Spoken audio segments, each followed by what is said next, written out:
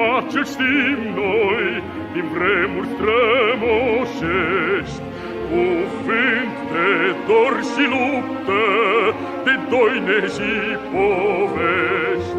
Dar dacă astăzi pacea e lege și sfut, e pentru că pe lume partidul s-a născut.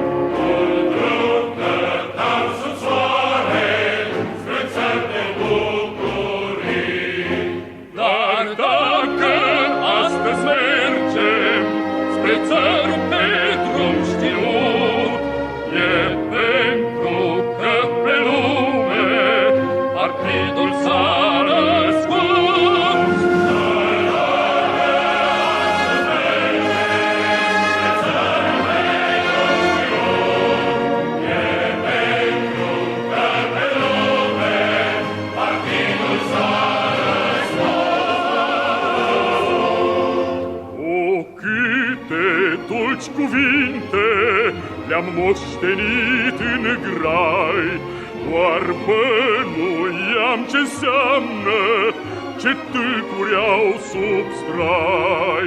Dar dacă astăzi tâlcul de plin l-am priceput, e pentru că pe lume partidul s-a născut.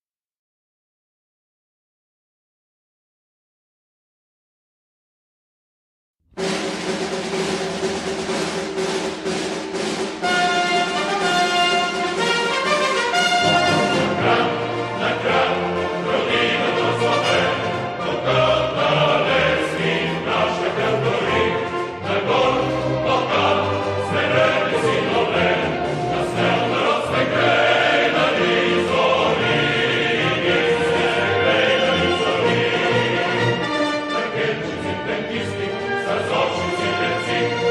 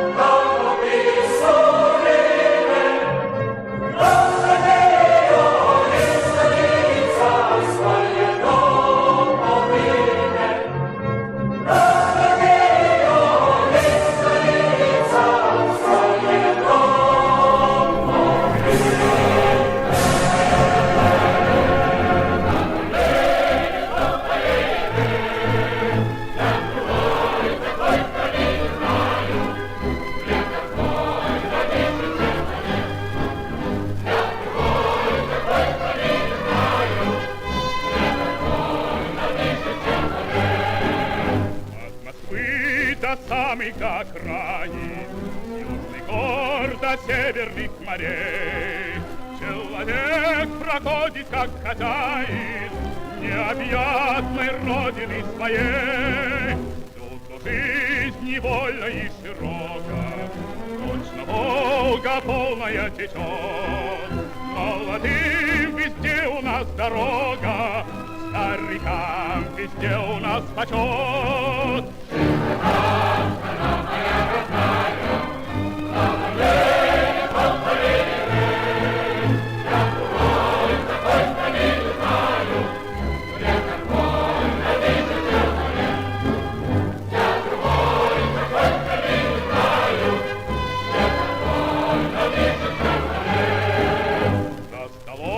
Никто у нас не лишний, по заслугам каждый награжден. Золотыми буквами мы пишем всенародный сталинский закон. Этих слов величие и славу никакие годы не сотрут. Человек всегда имеет право на учение, подвиг и на труд.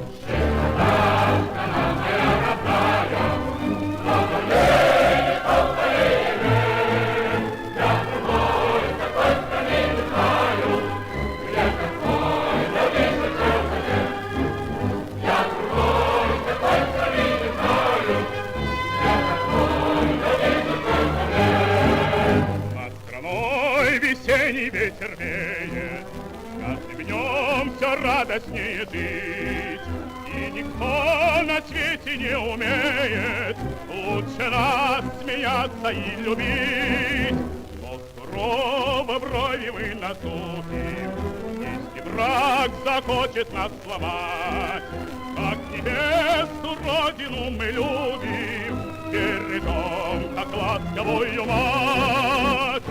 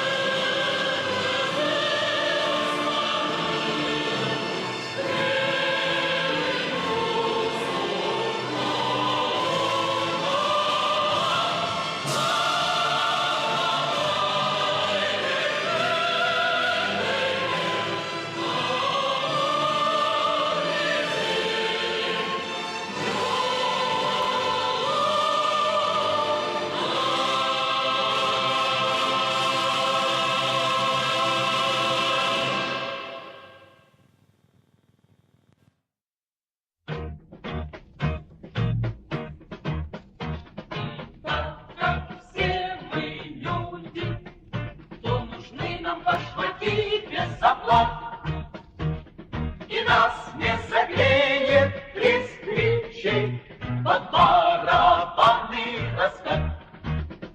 Марш левый, два, три, марш левый, два, три, встать ряды, товарищ нам. Ты войдешь в наш единый рабочий фронт, потому что рабочий ты сам. И так как все мы люди, то должны мы, извините, что-то есть. Хотят накормить нас пустой болтовней, чертям спасибо за честь. Марш левый, два, три, марш левый, два, три, встать ряды, товарищ нам.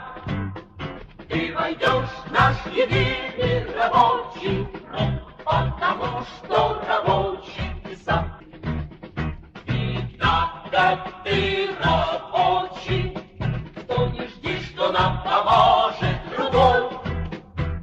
Себе мы свободу добудем твою своей рабочей рукой.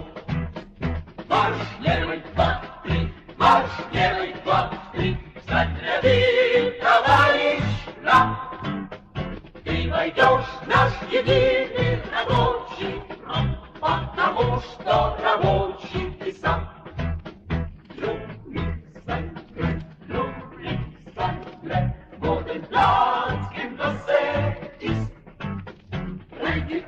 In der Arbeiter Einheitsfront, weil du auch ein Arbeiter bist.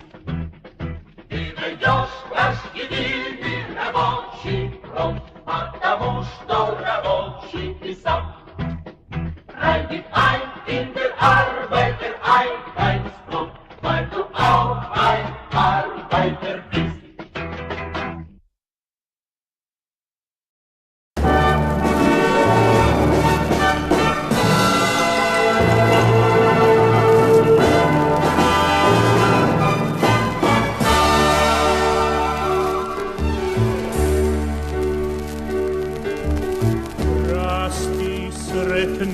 Pod słońcem rasti jasna dzieci, rasti i cvjetaj zemljo radnih ljudi i neka mir nad tvojim ljudima vlada,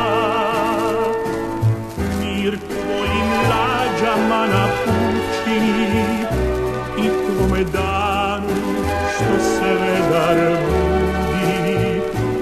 Rasti sretna da svi narodi vide, sa strana svih, sa juga i sjevera, kako se rađa i kako se voli, kako se brani zemlja proletera.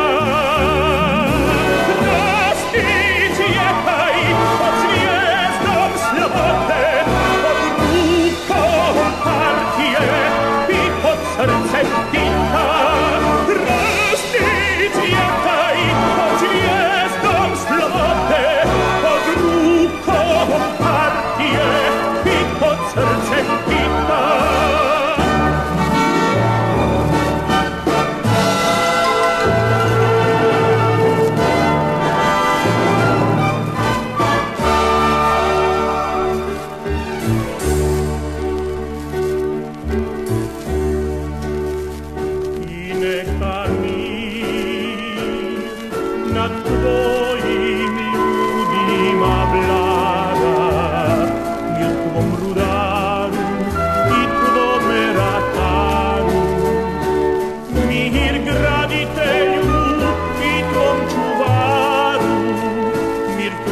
Sreći u vodi i u zraku, u pjesmi strojeva i u sjaju žita.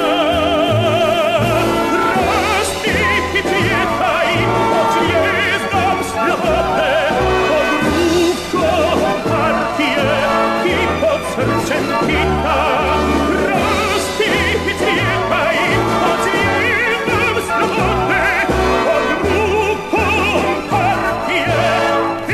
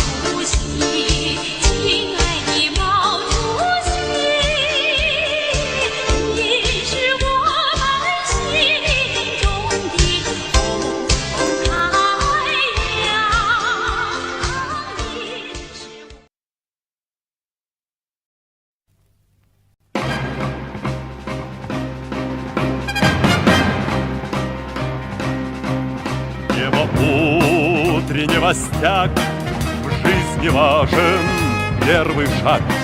Слышишь, реют над страною ветры яростных атак. И вновь продолжается бой, и сердцу тревожно в груди. И Ленин такой молодой, и юный октябрь впереди. И Ленин такой молодой, и юный октябрь впереди. Весть летит во все концы, вы поверьте нам, отцы. Будут новые победы, станут новые бойцы.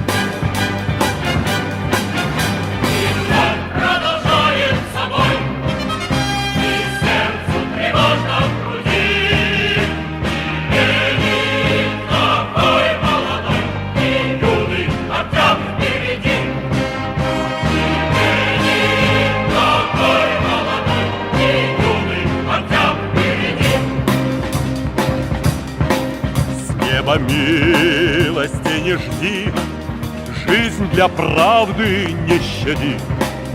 Нам, ребята, в этой жизни только с правдой по пути. И вновь продолжает собой, и сердце тревожно в груди. И Ленин такой молодой, и юный октябрь.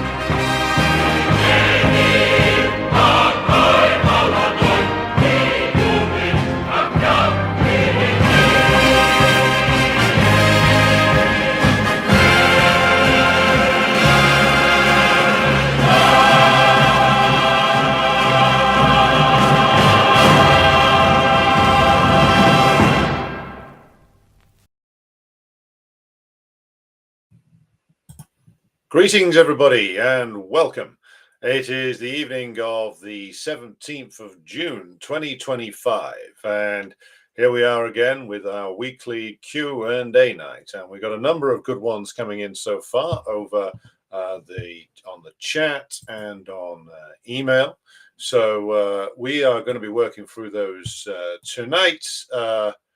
So we'll start though with just a few comments on the latest from the various fronts in the what I'm going to call the war at the end of empire. Maybe I'll need to revise that title, but I think it's a good one. The war at the end of the empire is, of course, a multi-front war waged by different political actors in different theaters of war, but is all one thing. It is all joined together. And I refer, of course, to the front in Ukraine, the one that developed all the way back in 2014, though arguably it's a 20-year process starting in 2004, arguably even earlier than that. The war there intensifies, in fact, as the attention of the US imperialists is drawn down to West Asia, and by the admission of the US Defense Secretary, Pete Hegseth, the US has been transferring air defense assets to occupied Palestine in order to try and defend against the Iranian missile attacks, which has, of course, with the military and political attention of the US imperialists shifted to West Asia, the Russians have stepped up their campaign in Ukraine, which is seen an increased bombardment of Kiev and more rapid advances in the Donbass region, and increasing, I would say, very warranted speculation of a forthcoming move towards Odessa. So all very much heating up there, with the usual sound and fury coming from the Europeans, with the move now being very clear that the US imperialists are making, which is that they can't afford to have their attention split between West Asia and Ukraine. So Trump and Hegseth are giving Ukraine to the Europeans and the British to manage. The British have been doing an awful lot of very bad things in Ukraine for an awful long time. But without the resources of the United States, the entire situation in Ukraine becomes unsustainable. But the US can't fight a 2 or 3 front war. It has to concentrate its resources somewhere. And so the division of labor with the Europeans is being carried out. And the Europeans are going to be told, probably have been told already, you take care of the Russian thing, we'll take out Iran. And this leads me into the state of play with regard to Iran. It seems clear now that for all of the sound and fury coming from the White House and the talk about taking out Iran and the regime change plan that is clearly being attempted on Iran, that the US has fundamentally miscalculated when it comes to Iran, because much like with Russia, US intelligence, for all that they are capable of spectacular one-offs, shall we say, the decapitation of the Hezbollah leadership, for instance, the pager attack, which was a US-Israel joint project, the assassination campaigns waged in Iran itself, and of course the various color revolution attempts. For all that they have had spectacular successes, their overall strategy is not working with regard to Iran so far. And it's not working. And again, I will come back to something which I repeat endlessly, but I will never stop repeating. And that is, of course, that the Iranian Revolution, for all that it has gone through many twists and turns and has seen many backward slides, and has seen reactionary pro-imperialist comprador elements come to the surface, for all that they have, by all accounts, a significant problem with intelligence network penetration. They still have something inside Iran that the US can't really reckon with for now, which is they have popular mobilization units, Basij as they're called, who are armed and ready to defend the Islamic Revolution.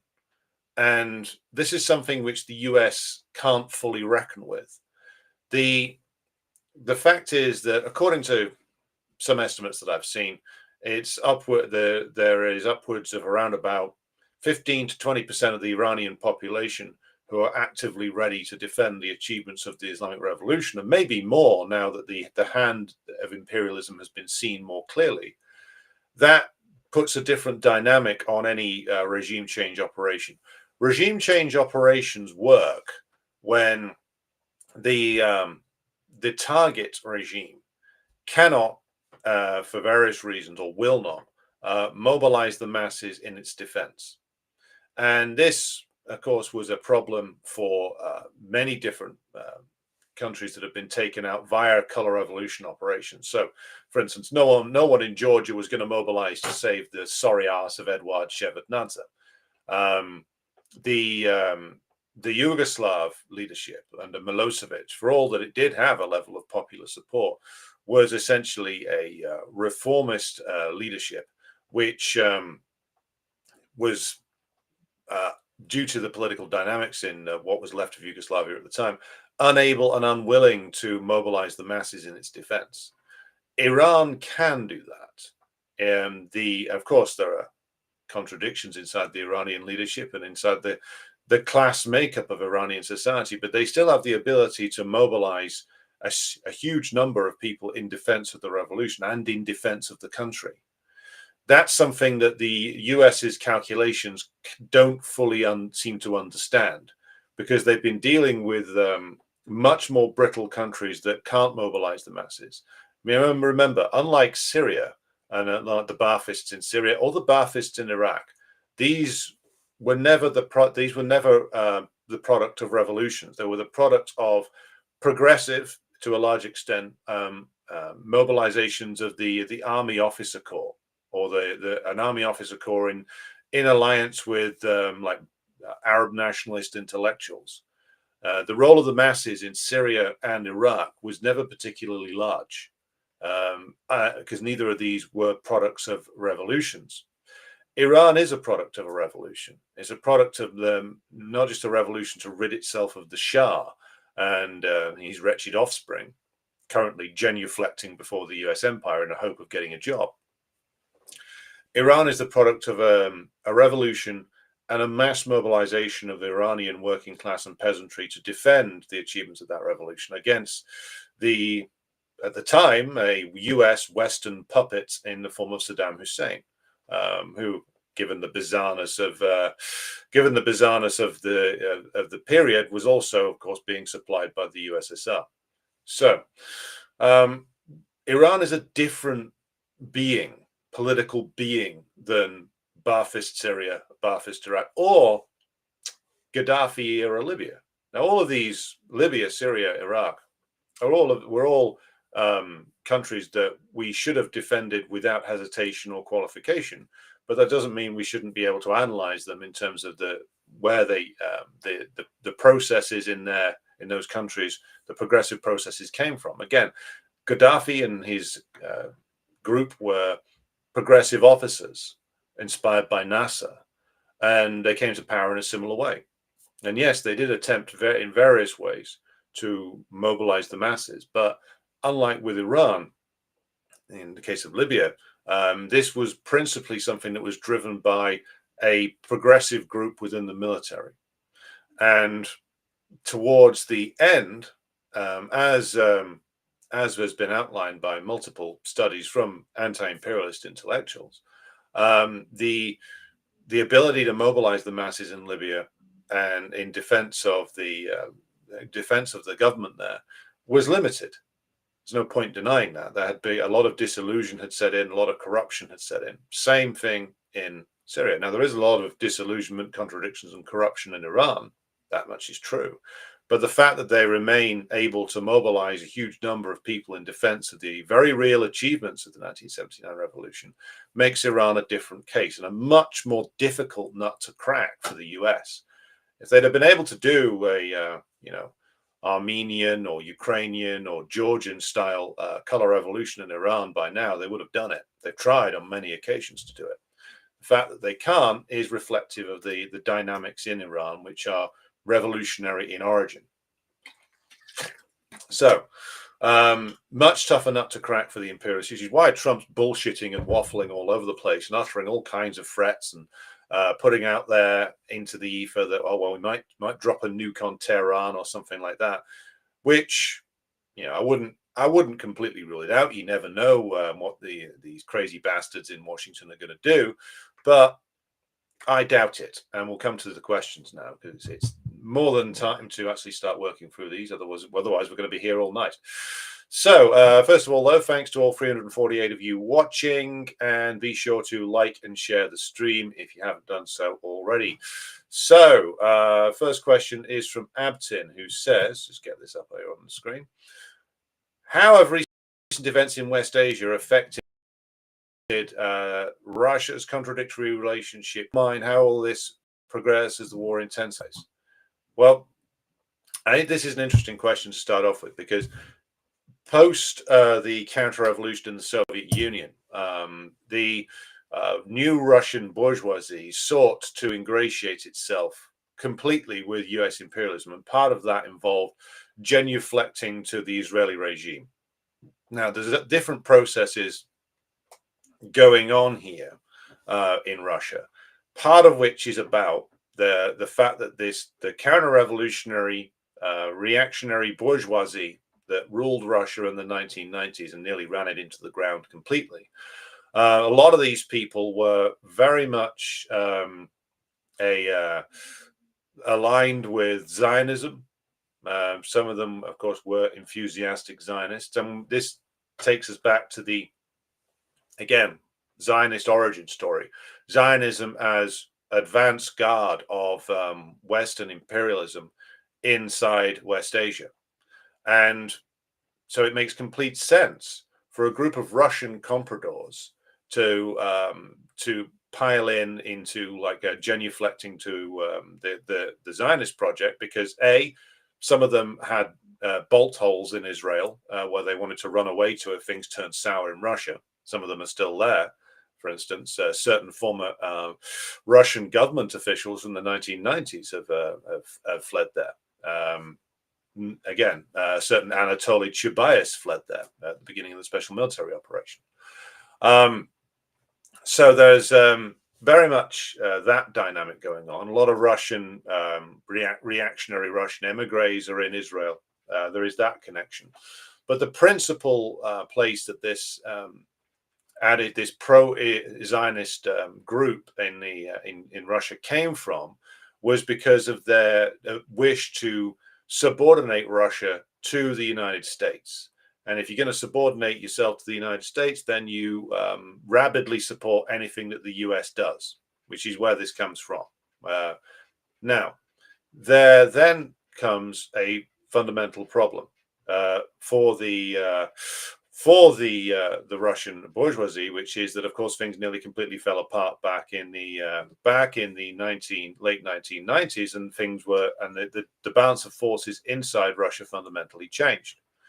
Now, the balance of forces in Russia came to a new point after the elevation of Putin into power, but you still had like a lot of pro-Zionist sentiment inside Russia. And this was true up to like the early 2010s, when Putin was inviting the war criminal in chief of Tel Aviv, that is Netanyahu, to the Victory Day parade. And again, this reflects the dynamics inside the Russian system, which is that there was a delusion amongst some of them that they could, build independent relations with Israel, regardless of the hostility of the United States. And of course, that just isn't true. Now, this has slowly changed over time as Russia has been forced into a more anti-imperialist position. And if you're forced into an anti-imperialist position, even if you think you're going to limit it to Ukraine, in actual fact, you're forced into a reckoning with the role of Israel, regardless of how you might have intended this process to play out yourself. And so you now see, of course, that in 2022, 2023, and up to 2024, the whole unfolding of the Ukraine war revealed the hand of the Israelis, in that they had been assisting at the insistence of the United States with turning Ukraine into, to use Zelensky's term, a big Israel.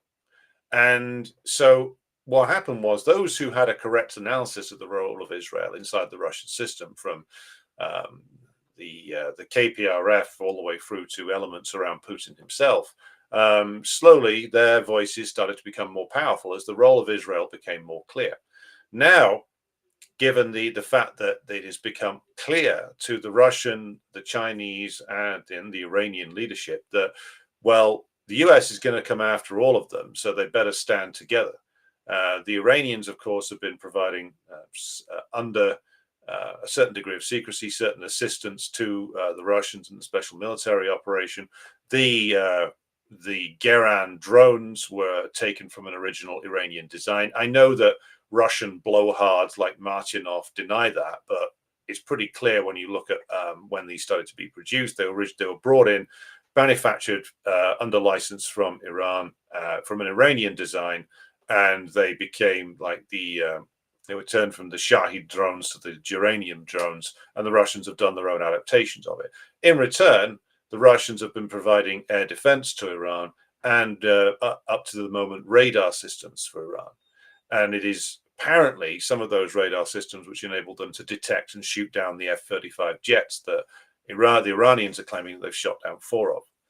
Now, Netanyahu spoke to Putin recently when this latest contretemps began, and Putin apparently said to him that the Israeli attack was wholly unjustified, and the Russian government stood with Iran and its right to defend itself. And of course, the Iranian parliament just passed the strategic partnership agreement through it, having apparently sat on it and procrastinated for 6 months. But now that is passed, and what it means is that, of course, we're going to see more and more open cooperation between Russia and Iran. I think there's a great deal of cooperation going on there already. So it basically means that the Russian relationship with Israel is finished. It's all done. The fact is that knowing very well that Israel is simply an expression of U.S. imperialist power inside West Asia, that is that role becoming absolutely obvious is a move that will see the attitude towards Israel become more openly hostile in ruling Russian circles. So, as with everything else, the special military operation has acted as a radicalizing agent inside Russia. It will act as a radicalizing agent inside Iran. That will also, I think, strengthen the revolutionary forces inside Iran, ultimately to the detriment of the reactionary forces. So, next question is from Pavel. How likely is it that the Strait of Hormuz will be blocked? I think the Iranians will do that have that as one of their ultimate options. I believe making the oil price jump to like $200 a barrel or something, that will ultimately fuck the US and it will fuck the Trump presidency utterly and completely. This is something that the Iranians know that will be that they will have to do at certain points if the US doesn't back off, and this is the way that things will have to go if the US doesn't back off. It'll also mean, of course, severe pain for the Gulf states and the Saudis, who are, of course, no friends of Iran. No matter what the smiling statements might come out with when Iran and Saudi formally make peace, the Saudi role is still clear. They are there as a Trojan horse of Western imperialism inside the BRICS camp. That much is absolutely obvious. So yes, they'll do it, but I think they won't do it unless they absolutely have to. Robert Taffy Seaborn asks, how will the imperialist paper tigers get control of Iranian land and its resources and people? They won't control it directly. I mean, Abtin's already answered this later on in the chat, but yes, much like with Russia, like there'll be two preferences. There'll be two preferences that the imperialists will have. First of all, is to have like a unified Iran under the control of a comprador, be it the next the wannabe Shah or somebody else. And if they can't have that, then much like with Russia, much like with China, much like with the old Yugoslavia, the same playbook applies, which is employ the services of various petty nationalists, as Comrade Abtin has correctly pointed out, in like Iranian Azerbaijan, Kurdistan, Balochistan, anywhere else you can carve out some kind of microstate and break up the country and have a bunch of microstates that you can easily control. And don't go for direct occupation because that's costly and dangerous.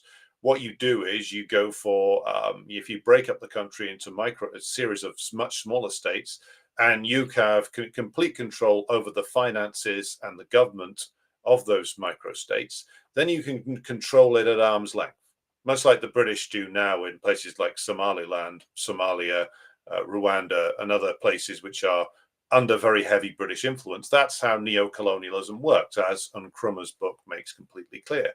That's what they would do. They wouldn't go for a direct occupation because that would be too dangerous. It would be too costly. I mean, they couldn't sustain the level of cost associated with an occupation of Afghanistan or the huge scale occupation of Iraq.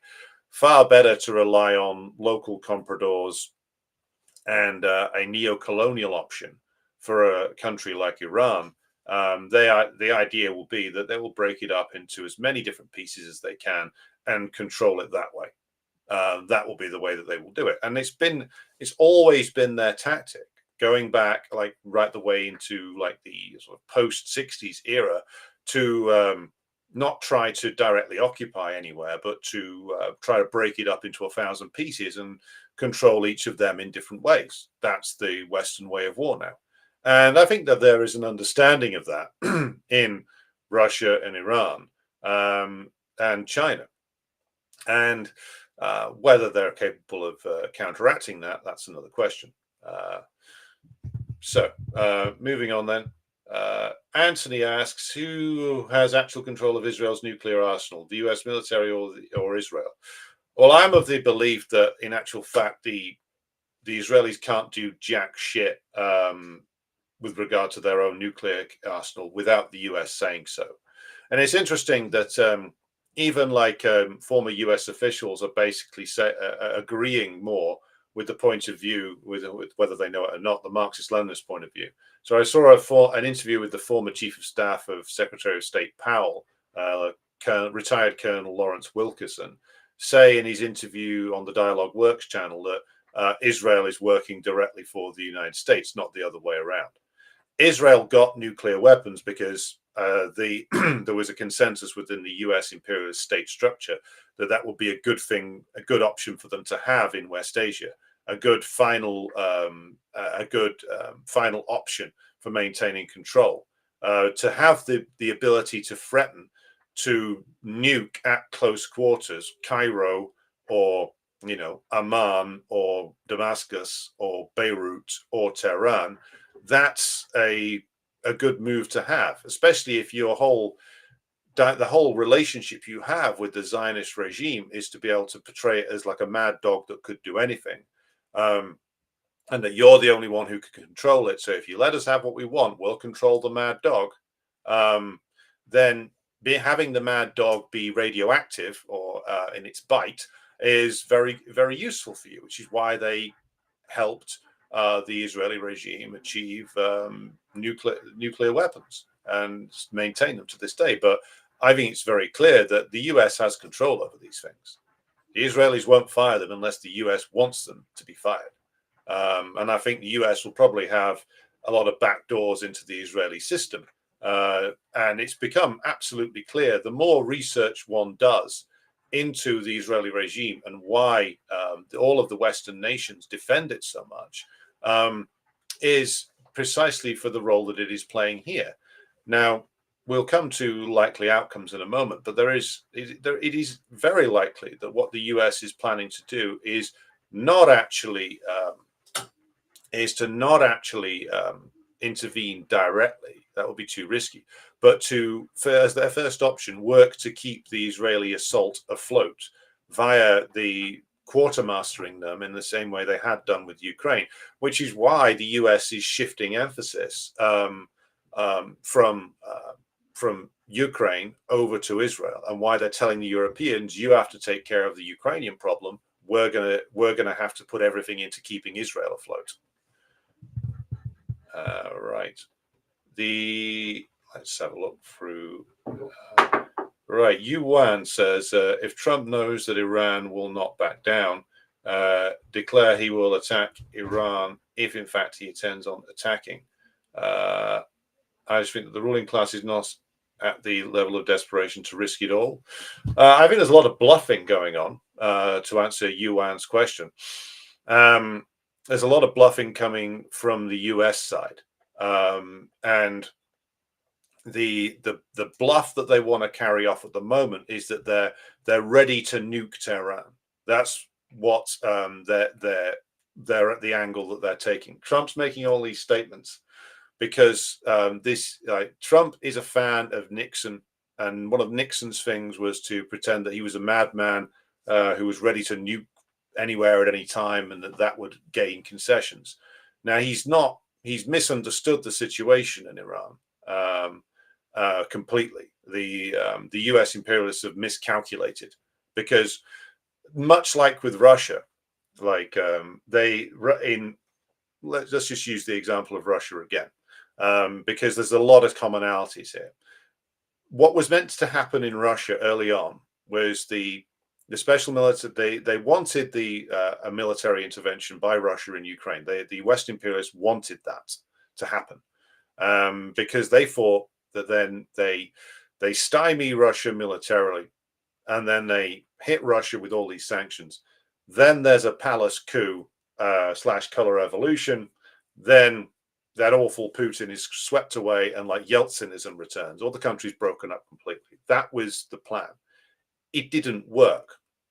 It didn't work because the Russians had taken appropriate countermeasures to slowly eliminate Western influence inside the country, or limit it severely, so that the color revolution attempts fizzled out, and the elite revolt didn't happen. And this is an ongoing frustration for the West because they were looking in the wrong places. They thought that they could secure state collapse via the shock and awe sanctions method, and it didn't work. And they still don't know what to do at this stage. They know they've lost. They're just trying to spin out the war as long as possible. We're in the opening phase of this war of the US via Israel on Iran. And this was meant to do the same thing. This was meant to secure rapid state collapse in Iran. Now, so far, it is not happening. I don't think it will happen, precisely for what I mentioned earlier, which is that there is an active and armed force inside the country that is willing to fight to defend the Islamic Revolution. And that's the ultimate defense here. So the whole sound and fury coming from Trump is just that, sound and fury. Like, they will attempt, I think, a couple more times to get to do something to secure the color revolution attempt in Iran. I don't think that will work. I don't think you will see a coup in Iran either. I think you'll see a kind of consolidation behind the leadership and the demand coming from most sections of Iranian society that the country be defended and that the imperialists be defied. Ultimately, this is going to weaken the pro-Western camp in Iran very considerably, just as the pro-Western camp in Russia has been weakened significantly. Just as over the last decade, there has been a weakening of the pro-Western comprador camp inside China, though that group is still there, by the way. So a lot of bullshitting, a lot of war games going on from the American side. And I don't think that this is going to work. And I don't think that they're going to be able to secure the defeat of Iran. I think ultimately, I'm not sure at this stage how long this is going to go on, but it seems that the Iranians are settling in for a long war, which is why they are limiting their missile strikes and conserving their resources as much as they can.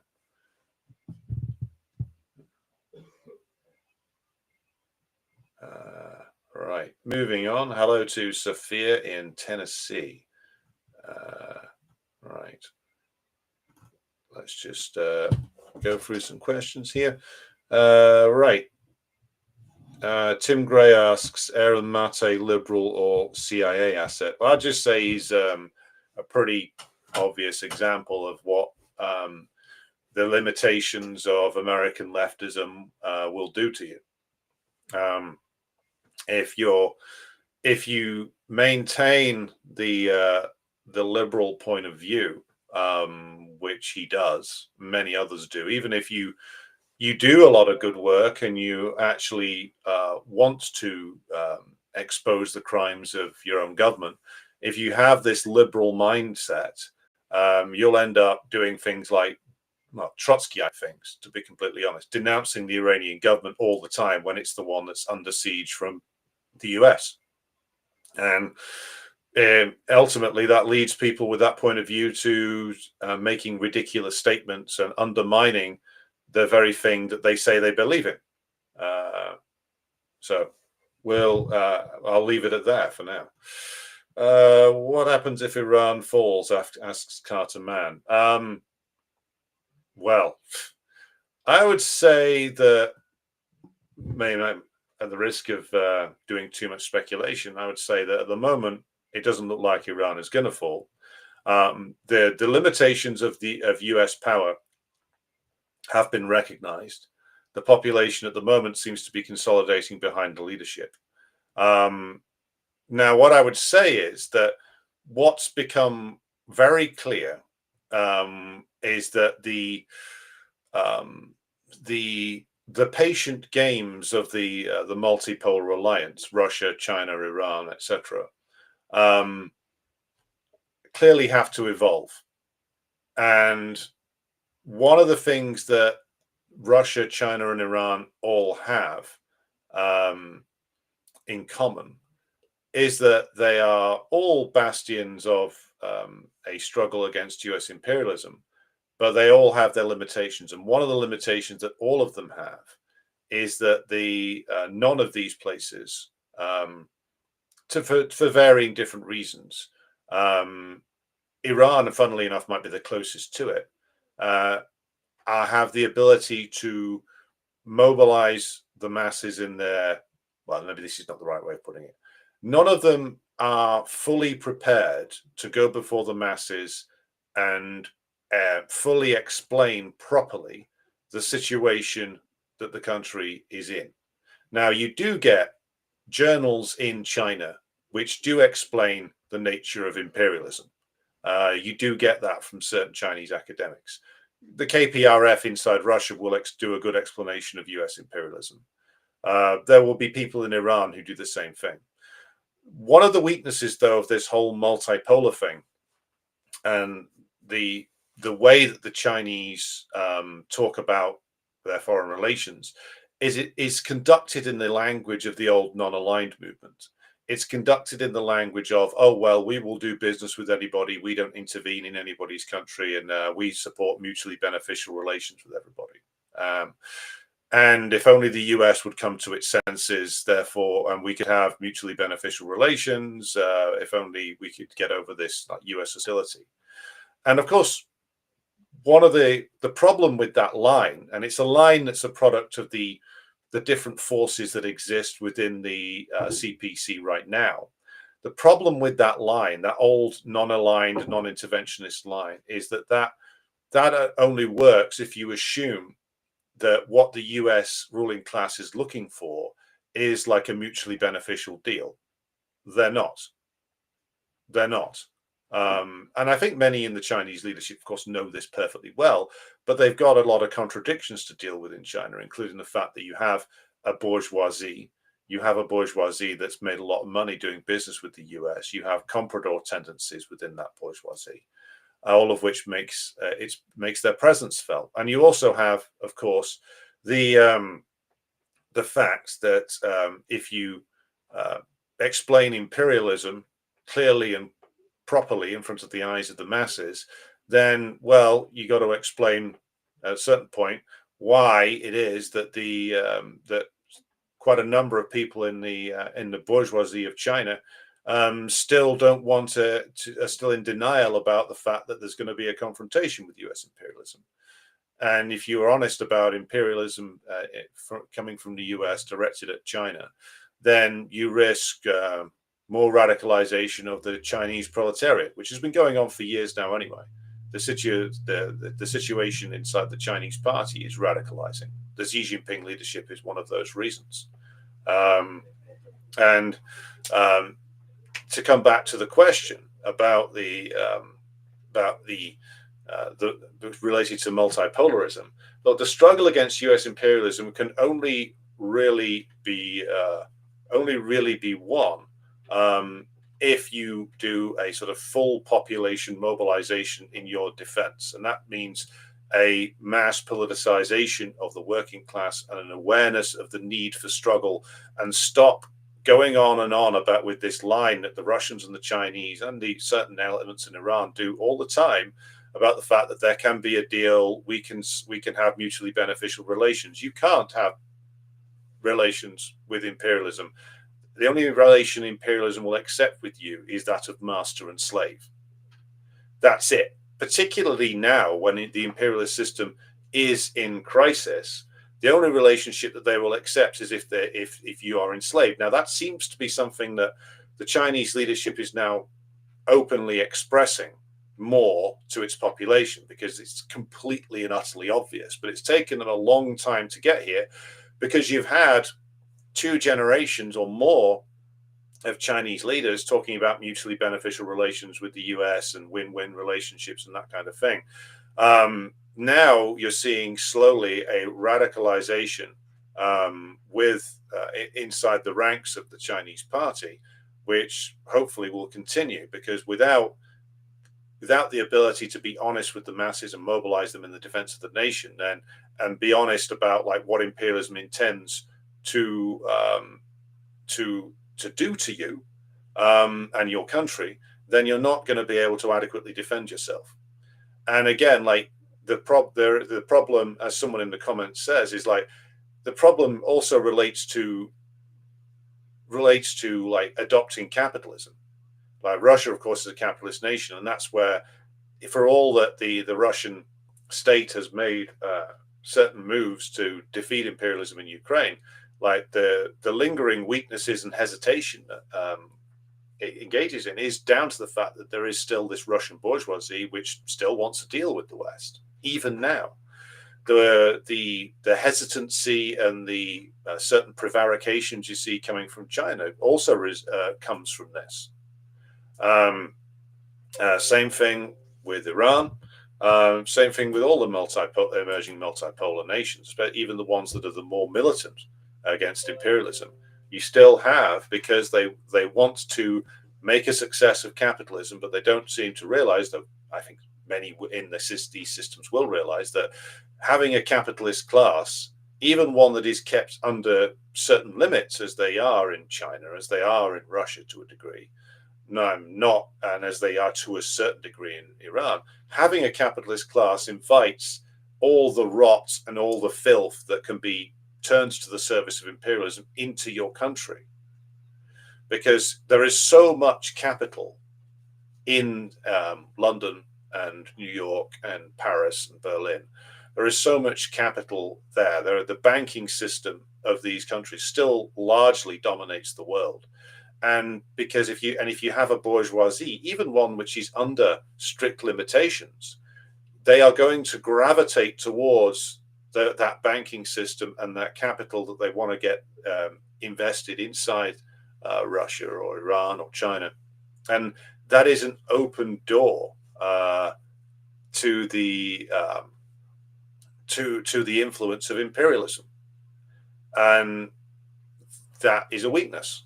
Now, some ask, how has, like, the DPRK, for instance, managed to survive all this time without being subjected to Western interference? Well, the West has tried to interfere on many occasions, but you have in the DPRK, as has been emphasized by every leader since Kim Il-sung, ideology is taken very seriously there, and they relentlessly wage campaigns against pro-imperialist ideology. And the leaders of the DPRK have always understood that if you allow the rot of pro-imperialist ideology into your country, you are opening up yourself for all kinds of problems, and you have to purge the ruling party hierarchy on a regular basis. I mean, admittedly, the Chinese are doing this and have been doing this, but again, I would always go back to the point that Harpal Bra makes in his book Socialism with Chinese Characteristics. Like, you can purge the corrupt elements, you can purge the pro-Western elements. First of all, though, you can't purge all of them. There'll be many more who are hidden. And second of all, by continuing to have a capitalist class in China, you have an open door to the worst elements of imperialist ideology coming into the system. And so what you're in a boat where you're bailing out water with one hand by purging these people, and on the other hand, you are drilling holes in it. This is an ongoing problem, and what's going to need to happen is the revival of mass struggle. That's what will finally overcome imperialism, is the ability to wage a war of the masses against imperialism and against its local collaborators. And that, if that is done, then Iran, Russia, and China will ultimately prevail, because you need to be able to exploit the weaknesses of US imperialism. And the biggest weakness of all is that its own population won't fight for it. You need to be able to exploit that. Right. Okay. So, if the Quran bans usury, question here on email, wouldn't that be more efficacious in addressing the people's demands? And this question came in from Andromeda on email. So the Quran does indeed ban usury, as does the Bible, if you want to read it in a certain way. So at least some to argue that Islam, or some say Islam, some say specifically Shia Islam, but we'll go with the overall title. Islam is going to be a way to fight back against the domination of capitalism, and I would say that that's incorrect for a number of reasons. Now, Christianity used to have strict regulation or a strict rejection of usury. That changes with the dawn of capitalism. And then, I mean, admittedly, Christianity always found ways around the anti-usury laws that used to exist. Funnily enough, forcing the Jews to become moneylenders was a way around usury laws, and then whipping up anti-Semitism because Jews went into moneylending, even though that was the only profession that was open to them at the time. Now we see the changes in the Christian Church brought about by the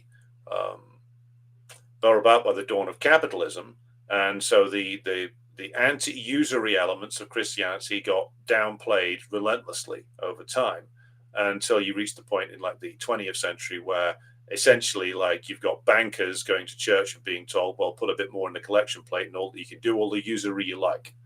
Islam, originating in an area of the world that was later coming to capitalism and was dominated by Western capitalist powers for many years, and also Islam not having a centralized church or churches, unlike Christianity, has preserved more of its anti-usury elements, for sure. But much like with the pre-capitalist Christian churches, ambitious capitalists in West Asia or elsewhere, which are anywhere where there's a predominantly Islamic country, can easily overcome these strictures against usury. I mean, how seriously do we think that the princes of the Gulf states take the anti-usury element in Islam? Not very seriously at all. And this is the problem with with religion being idealism. you can read into it any way you want. You can take the strict interpretation of Islam as anti-usury, and you can go in that direction, or you can find various different get-out clauses. So just saying that Islam is anti-usury is not enough, and it doesn't give us a proper understanding of the situation. Nor would Christianity either. It wouldn't give you an understanding properly as to why the usury under capitalism is as bad as it is. It wouldn't give you an understanding properly of what you would need to do. So Marxism-Leninism gives us that understanding. And this is the reason why we are Marxist-Leninists, is because it gives you an understanding of the world free from the vagaries of idealism. Okay, so question from Jane McAvoy in the chat. Is Russia too overextended to help Iran? Iran has formidable industrial capacities of its own. It has a greater industrial base than the Israelis do. It's one of the top steel producers in the world, for instance. And I would say that the Russians are, I would say, they have been assisting Iran under the table, and the Chinese too. Chinese flights have been flying into Iran carrying what we don't know. They might be going to pick up certain remains of an F-35, for instance. But the Russians and the Russian and Chinese leadership understand that if Iran is destroyed by the US, then that's a dagger pointing at both of them. I mean, this is the reason why they were in Afghanistan for so long before they had to clear out of it. It's the whole reason, going back to the whole project for a new American century, one of the biggest reasons why they wanted to invade all these countries and wanted to overturn all these countries was to have a solid group of puppet states from which operations could be launched against Iran and China from West Asia. So, and later, if they conquered Iran, it would be that they would use Iran as another dagger in the gut of China and Russia. So this is a clear threat to Russia and China in the war being waged against Iran. I think they've understood this for a long time. Remember, Russia and China are working together very extensively in Syria, which has also been mentioned in the question. So were the Russians too overextended to help Syria? I would say that, to reiterate what I've said before, the reason for the fall of Syria lay in Syria. The reason why things fell apart there was because a significant part of the Syrian government and the class upon which it was based, the Syrian capitalist class, defected to the other side under the influence of the Gulf states, which means under the influence of imperialism. And if the Syrian state itself utterly imploded, how are the Russians going to bail that out? Like Putin himself said, and I think this was correct all the way back in 2015, that Russians can't be more Syrian than the Syrians. And what he meant by that is you can't defend a government which itself can't defend itself anymore. And that was, in the end, very unfortunately, true when it came to Syria. There was very little the Russians could have done to actually preserve the Syrian government when it's the Syrian government itself that just completely imploded. Now, you could raise questions about the Russian and Iranian tactics in Syria, which is that should they have seen it coming? Maybe. But fundamentally, these were contradictions inside the Syrian government itself, which is that the Syrian government itself was torn by contradictions, and it was the pro-Western element that ultimately, unfortunately, won the day after a decade-long siege and the immiseration of the Syrian nation, and the embrace of Assad, apparent embrace by Mohammed bin Salman, and the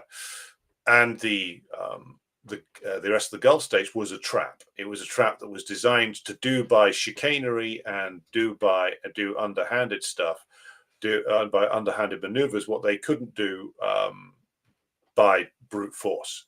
In the end, HTS, which is principally a Turkish subcontractor, took over Syria with minimal application of force because they'd secured state collapse via intelligence and subterfuge methods, shall we say.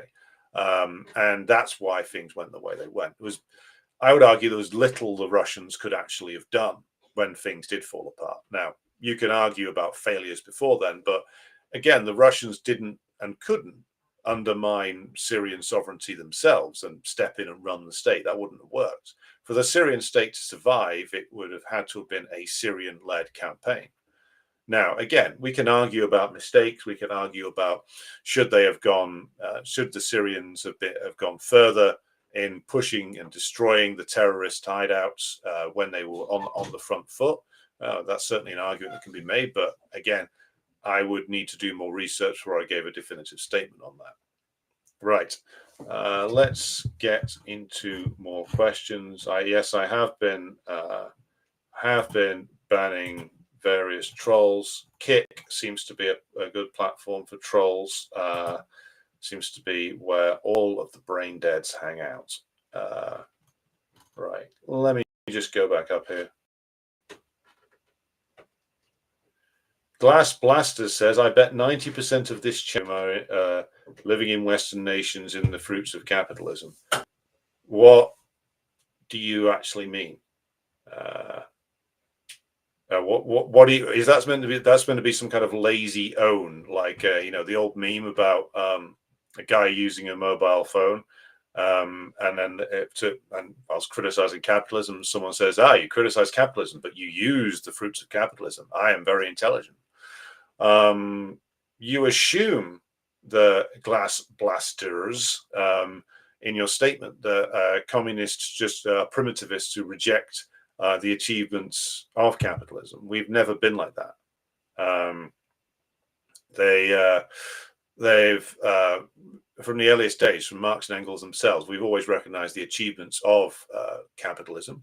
The argument's always been that under the rule of the proletariat, the very real industrial, scientific, and technological and cultural achievements of the capitalist period could actually be developed to a more fuller extent. So your attempt at an own has failed, and now you have been dispatched. So you can go over to Owen Jones's channel. I am sure that he's got a place for people like you. Right, I'm going to be scrolling back up to the chat.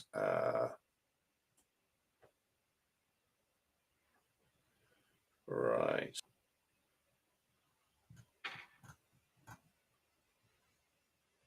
Right, just going through.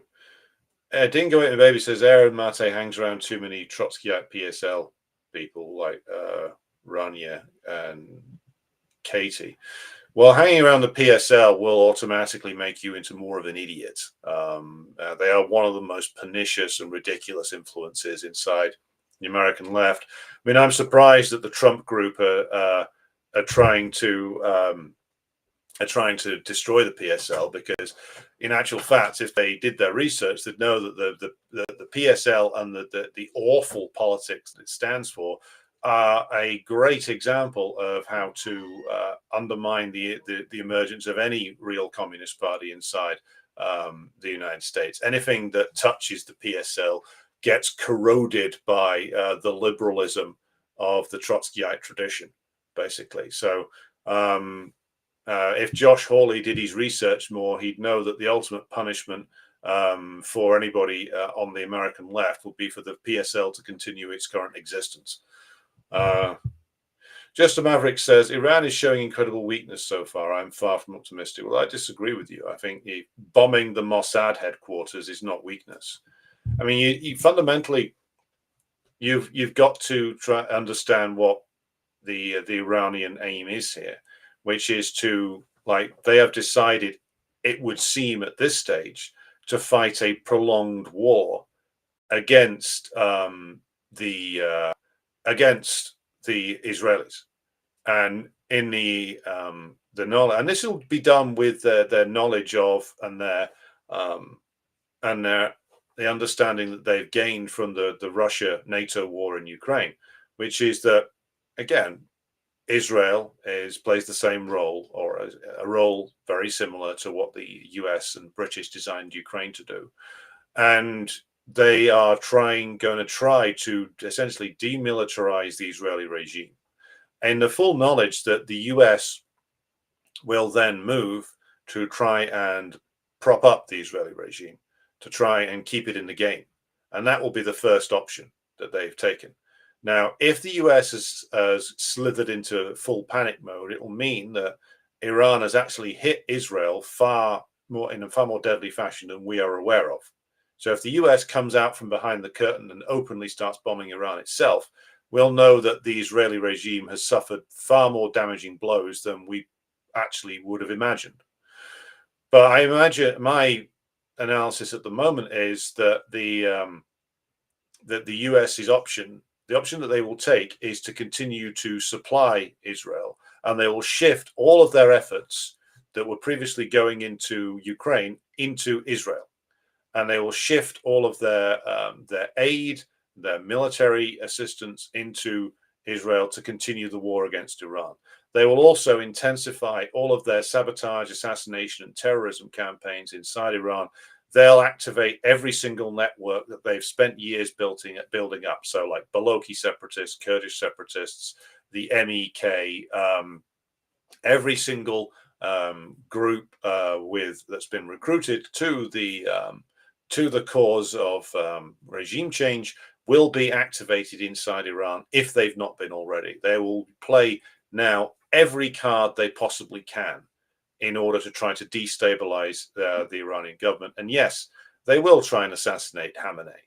They will try, whether they may even start trying to assassinate Pezeshkian, but they'll certainly try and assassinate Khamenei. And I think that he will be very aware of that, and he will have a successor lined up, and will have had a successor lined up for many years. I'm not sure of who that would be, but they will try and do decapitation strikes. They will try and do whatever they can to try and destroy Iran's economy. They will do everything possible to run a destabilization operation.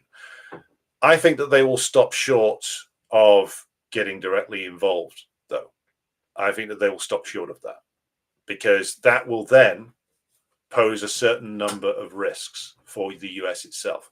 At the moment, they can still claim that, oh, this is just about Israel.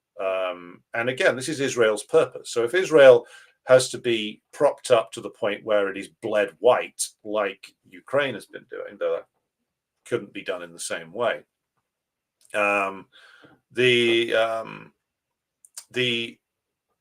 US will ultimately sacrifice the Israeli regime for its own purposes. Okay, apparently Trump's going to make a major address. God knows what this is going to fucking be. Do we have any news as to when this will be done?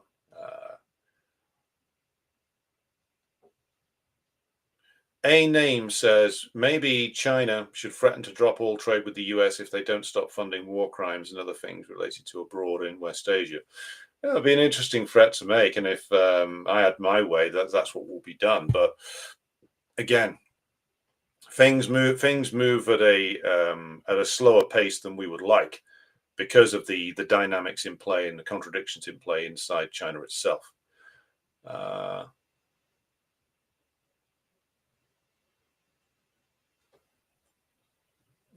Right. Aid says, here in Mexico, I am always tremendously frustrated with the Morena posture of mutual benefit with the USA. I struggle between the fact that we don't have the luxury of antagonizing due to deep economic interdependence. I would say with the whole Morena question, again, Morena is a tremendously progressive force in Mexico, and has made undoubtedly big strides forward in reasserting Mexican independence and sovereignty. again, though, you have, I mean, that rhetoric to us communists is frustrating. I would say that, of course, all communists should support Morena as long as it is playing a progressive role. So it's an interesting one. In terms of that, it's a very, of course, reformist way of speaking. But I would say that the Social Democrats play their role, and that brings with it all of the naivety and political underdevelopment that comes with it. But also, then communists in Mexico should play their role. I'm sure many are, of going beyond what Morena says, and going to the point where they are out there amongst the masses explaining that Morena is to be supported, but their analysis of U.S. imperialism is fundamentally flawed. U.S. imperialism will be making moves to undermine Mexican sovereignty and independence, and then do it constantly. The cartels are part of that operation. But yeah, it's where you have a situation where in a place like Mexico you have a progressive government, which is what the Morena government is, that is doing some of the right things at least. But it has its limitations, and the role that communists should play is to support it in its progressive elements, but make clear where it has its shortcomings, because the shortcomings could be deadly in the end.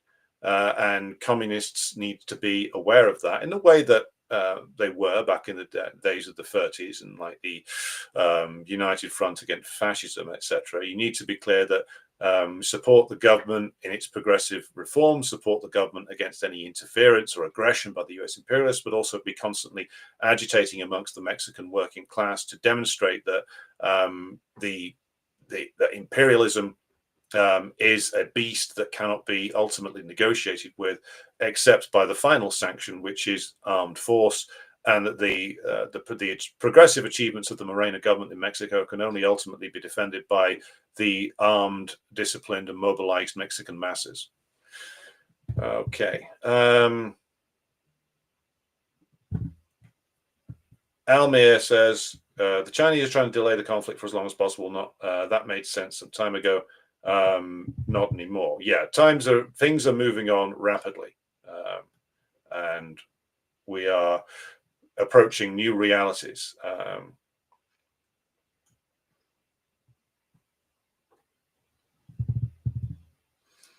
A name says Stalin did many great things genuinely, but during World War II, the USSR had a non-aggression pact and mutually beneficial trade. It kept Japan from invading the USSR and vice versa.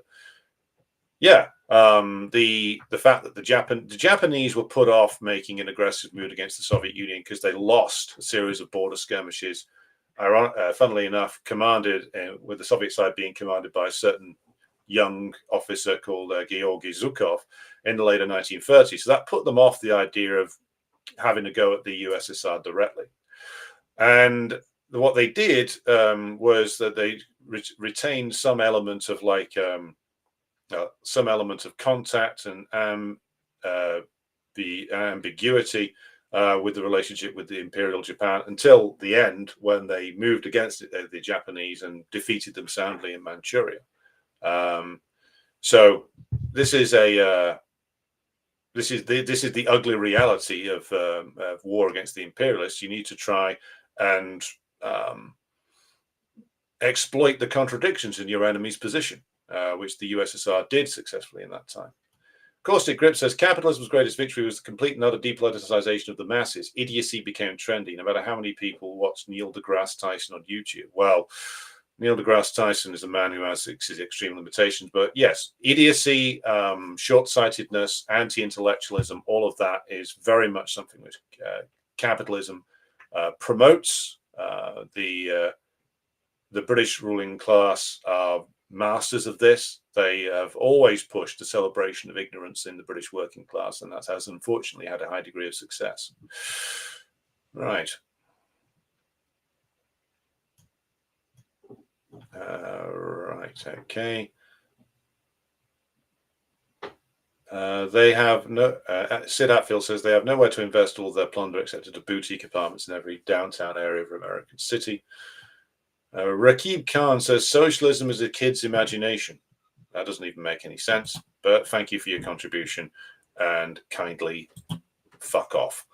Cooper Ward says, thoughts on Jimmy Dore? He is funny. I disagree. But he drives me nuts by saying, one, he is a liberal. Two, we need revolution. There is no political option because no communism because Americans won't go for it. He's a chat show host. Basically, this is what happens. Don't get your politics from chat show hosts.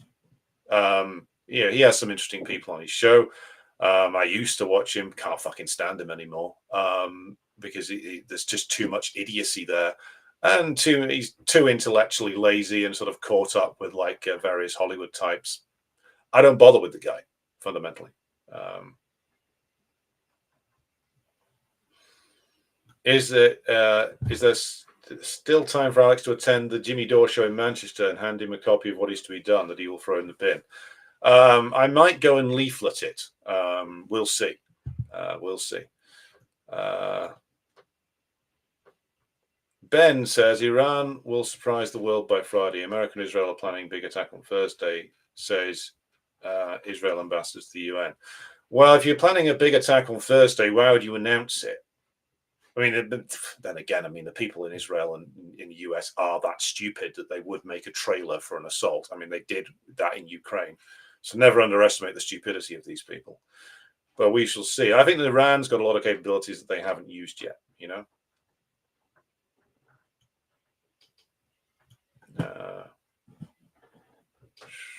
Let's have a look here. Dore's a liberal waking up to a lot, but he's still learning. Well, I don't think so. Trump address coming up.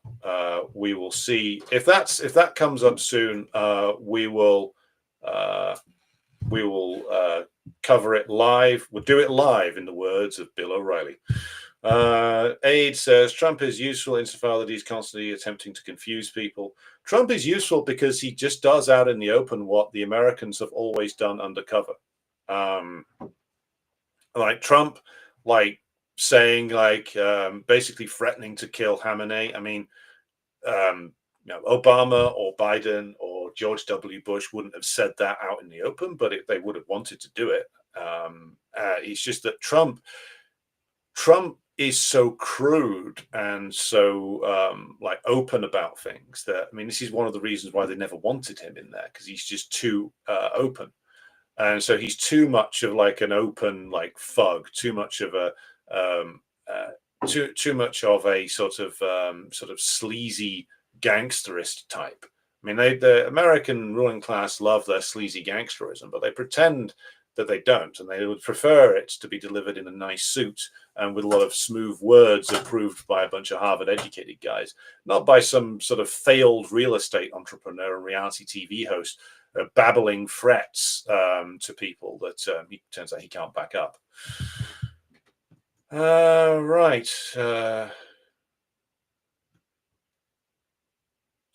Abtin says the fall of Syria in many ways is the end result of the assassination of Soleimani. Comrades, the martyrdom of that man left a void in this world. Well, it certainly had an impact. I mean, as to the effects of this, I'd need to read more into like how it changed how it's changed things. But certainly, I mean, they killed him from their perspective for a good reason, which is that he was an effective agent against them.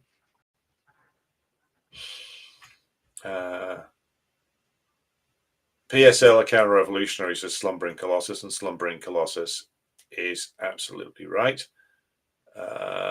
Sid says PSL will be demanding that the trans are among the most oppressed.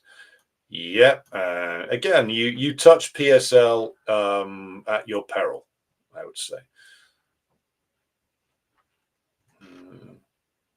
Let's just have a look through.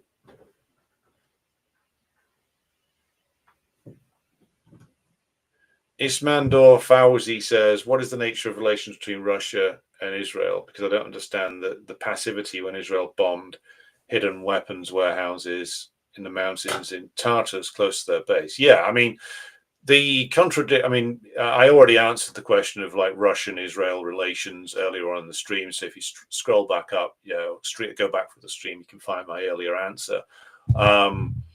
But essentially, like, you're watching the slow disintegration of the relationship that the Russian compradors wanted to build with Israel in the 90s and the 2000s. Now the role of Israel is you just can't deny that it's a outpost of the US and is an expression of US imperialist power. Eventually, the Russians are going to be forced into a more realistic position with regard to the Israeli regime. Carolus Maximus says the Communist Party of Iran called for the overthrow of the government. Could you comment on that? Are there any other communist parties that have been compromised by empire? Oh, there's plenty. I mean, the Iraqi Communist Party was compromised for a long time. They also called for the overthrow of Saddam Hussein by the US. Two-day party in Iran, very compromised, has been for a long time. I'm seeking an interview with an Iranian communist about that quite soon. So yeah, for a lot of these countries that, like with Iraq, like the Iraqi party got attacked and destroyed to a certain extent in Iraq by the Baathists in the mid-70s, and they drew like a lot of the wrong conclusions from that, and ended up siding with the US. Same with the Iranian party, attacked by the Islamic Republic in the 80s, took all the wrong conclusions from that and decided ultimately to try and like piggyback on the back of like US imperialism to get to overthrow the Iranian regime, identifying the Islamic Republic as the primary contradiction, not imperialism. Which, of course, it is imperialism every single time, no matter how much you hate the Islamic Republic. To say that it is the primary contradiction facing you, not the power of imperialism, is an incorrect analysis. Sid says, I hope Senora Scheinbaum has a solid and loyal security force. Yep, so do I. Irish Partisan says, newsflash, all American fighters suddenly disappeared from the Al Udeid air base in Qatar. Yes.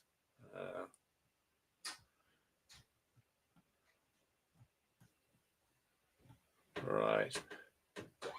No one has ever seen an atom bomb, says People Unite. Mustard gas was used in Hiroshima. No idea what the hell you're talking about there. And I will say good night to you there. Right. Aid has to run. Wage slavery calls. Well, have a good time slaving away wherever you're going to, Aid. Iranian state TV will soon broadcast the first images of the Zionist F-5 pilots in the hands of the armed forces of the Islamic Republic. We're going old school. It's back to the 1980s. I like it. David King says US empire has took it to a new level. Idiots now in charge. Well, that's what degeneration looks like. The degeneration of the economic base reflects later in the superstructure, just as consciousness lags behind material reality. So you have an advanced degeneration of the American economic base, and that's been going on for, I'd say, since the mid-60s, since deindustrialization in the United States started gathering pace. And that takes some time to fully work itself through. So, but by now you have like literally two presidents in a row who are just babbling idiots, like Biden and Trump. And the next one will be either a babbling idiot or somebody who is essentially just an actor with no real power, because power lies in the hands of the bureaucracy.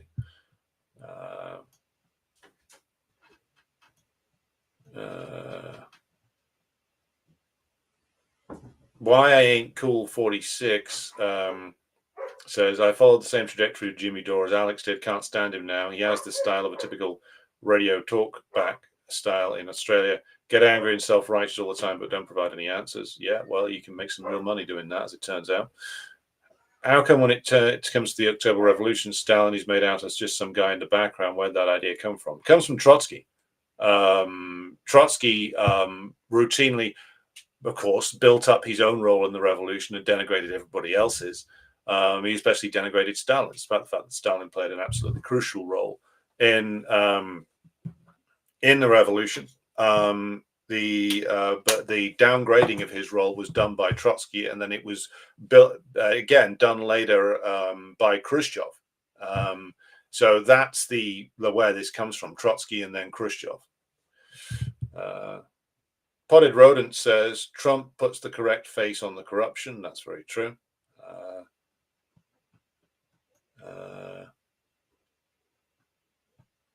Caustic Grip says UK Column News ran an interview with the guy today who was claiming that the US used explosives that mimicked the effects of an atomic weapon. Yeah, I mean, there's been a lot of arguments about the blast in Beirut in the port several years ago was some kind of like tactical nuclear weapon, or well, it was certainly. I mean, it was certainly some kind of sabotage operation. I mean, I don't claim to know what explosive device they used, but it was certainly an operation that was designed to be destabilizing for Lebanon, to ultimately be something that would be used against Hezbollah. That's the that's the motivation there. So explosives that can mimic an atomic weapon, the US has had those for a number of years, so it wouldn't surprise me if they used them. Did you watch any of the military parade in Washington? The vehicles looked old. Well, I think some of them were tanks from World War II, but the overwhelming thing was that like it just didn't look like that was an army that could go and fight anybody. But that goes completely along with the US way of war. Like the whole US way of war, following the British in the late Empire period, is to not fight. To get others to do the fighting for you, or only fight via aircraft, or only fight via proxies. And you don't need a particularly good army if the thing you're relying on is special forces operations, aerial bombardment, naval blockades, etc. And so your army can be utter crap, and it isn't able to do anything if what you're relying on is not mass armed force. I mean, the U.S. Army's had recruiting problems for years. They haven't been able to fill the recruitment recruitment numbers that they need to fill. They haven't been able to meet the recruitment targets for decades. In fact, even just after 9/11, like they got like a brief boost from that, but it all withered away again rapidly afterwards. Fundamental thing is that they lack the necessary relationship with the masses to be able to mobilize en masse for some kind of war, and the US ruling class is actually quite afraid of mobilizing the masses for the purposes of warfare. It opens up a lot of risks and costs that they don't want to have to meet. Sid says this country has completely discredited itself diplomatically before the world, but they should have been long ago. Had anyone paid attention to how they handled treaties with the Lakota? Well, it's an interesting thing to bring up, because the fact that they violated all the treaties with the Native Americans, again, it's the same, roughly similar reasons to why they've like broken every single treaty with anybody else. Is because the unlimited migration into the United States was good for the U.S. ruling class, and and westward expansion was good for them. So even if they didn't want to violate the treaties with the Native Americans, the interest of the ruling class drove them to violate them anyway, just as the interest of the US ruling class drives them to violate every single treaty, because they can't accept anything less than total domination. David Ball says the Pakistani border sits directly downwind from the Hormuz nuclear plant. To release radiation by a strike could cause a serious attitude change in a neighboring nuclear power.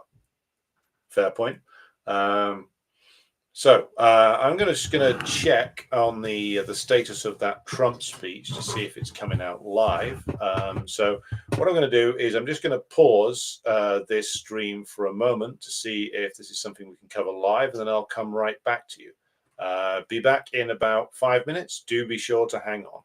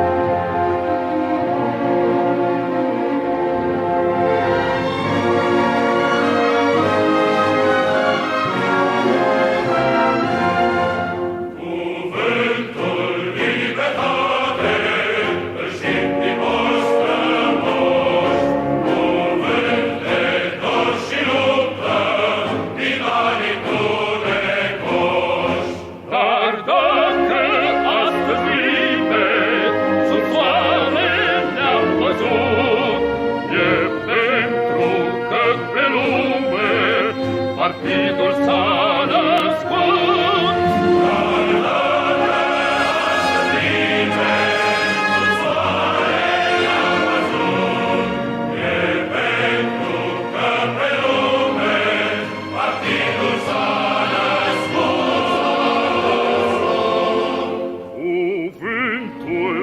Ce știm noi din vremuri strămoșești, cuvânt de dor și luptă, de doine și povești.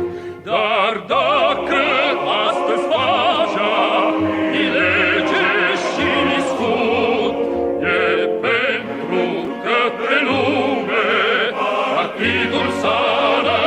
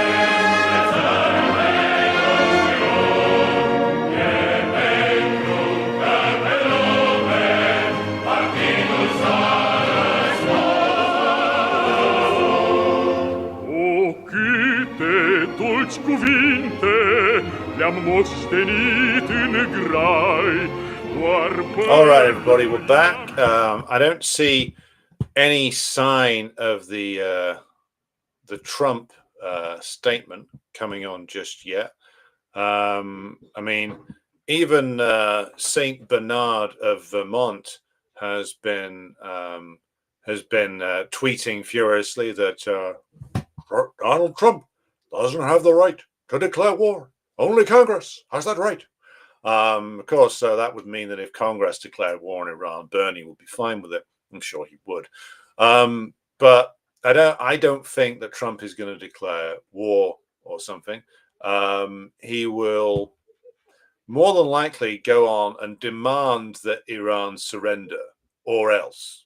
That will probably be what he does. Bear in mind, the options for the US militarily when it comes to Iran, as I've emphasized on many occasions, are actually much more limited than the US would want to admit to. And they are stuck to a large degree in terms of the most that they could do is what the Israeli attack has already done. So it basically leaves the US with a couple of possible routes of escalation. One of which is to drop some kind of massive bomb on an Iranian nuclear facility, which would be tremendously dangerous and would only further entrench views of the US across the world in negative terms, and also wouldn't be guaranteed to actually defeat Iran anyway. And the other is to try and find a way out of this by claiming you've won when you actually haven't. That might be where we ultimately go towards. But the more one looks at it, the more you can only be led to the conclusion that they genuinely thought they would be able to secure regime change in the first couple of days. And that hasn't happened. So that leaves them with a distinct problem. Right. Yepex has sent me an email, an email question. Says Yepex on email says, I don't remember if I asked this before. We ever done a discussion as to how inadequate and lacking social safety nets programs are in capitalist countries, and how program services would work in a socialist communist state for the elderly, disabled, and/or low-income people. Well, the low-income element of that I can deal with first, which is like the wage enhancements for the low-income segments of the working class that wouldn't be necessary in a socialist system, because even in like a socialist system which is regarded as crisis riven, like in a place like Poland, like even when they were actually rationing goods in the early 1980s, the average Pole was getting a healthier diet than most of the fucking people in the US and Britain are right now. And also, even in the weaker socialist systems, because the price of accommodation and the price of like utilities was so low. So I think it was like no more than, I think a Soviet citizen was paying no more than like 5% of their income on housing costs at any given time, including like bills. I think I'm right in saying that.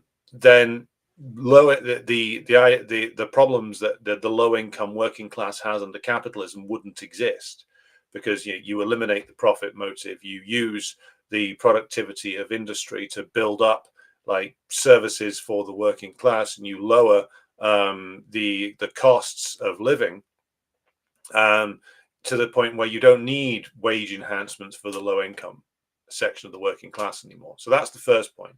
In terms of how socialist systems cater to those who are disabled in various ways and cannot work, and if you look at the example of like the DPRK actually has a very strong tradition of like aiding the disabled members of their nation to actually lead as active a life as possible.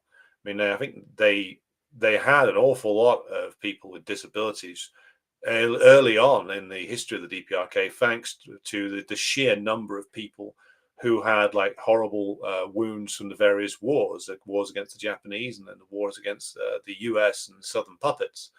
So there's always been a real effort in the DPRK to make sure that people with disabilities are cared for and also are enabled to lead as active and productive a life as possible. So I think recently there was a DPRK day celebrating people with disabilities, incorporating them into like sport and social activities.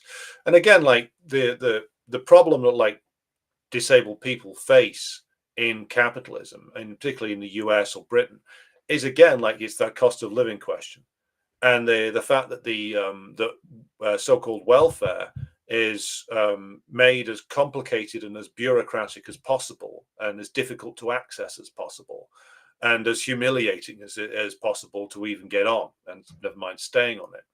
So again, let's go back to the question of like the achievements of socialism. Socialism would lower the price of accommodation very significantly. So you'll be living in an apartment that if you're working class, you'd live in a decent sized apartment that would be provided by either the industry you worked in or the state itself. And this would be an apartment complex over which you, as a disabled resident, would have a degree of democratic control, thanks to the fact if we used like the old East German model, you would have like community councils who would exercise a lot of control over the way in which the buildings are run, the way in which they're developed. So that would disabled residents and citizens would have a voice that they don't have under capitalism. You certainly don't have that with a private landlord, or even like something that's controlled by the housing association or some sort of NGO in the United States. So lowering of costs when it comes to accommodation, the provision of work that a disabled person could possibly do, but done in a serious way that was meant to actually draw from the person's, develop the person's skills and talents, so that if you possibly could work, then you would be enabled to do so. If you're one of those people who, unfortunately, due to various life difficulties, cannot do any kind of work, then you would be assisted to live as independently as possible. And if you are somebody who can't live independently at all, then places would be set up for where you could live in a sense as independently as possible with a degree of assistance on hand. You see, you take the profit motive away. You take the fact that under the NGO state arrangements, which is what we've got now in imperialist countries, particularly Britain and the United States. Money leaks out of the system to various different third parties, and fewer and fewer elements of the supposed welfare that the disabled people are entitled to gets to them. The welfare system becomes another means of generating profits or disciplining the working class. That's another element of it, maintaining the reserve army of labor. Under socialism, we wouldn't have the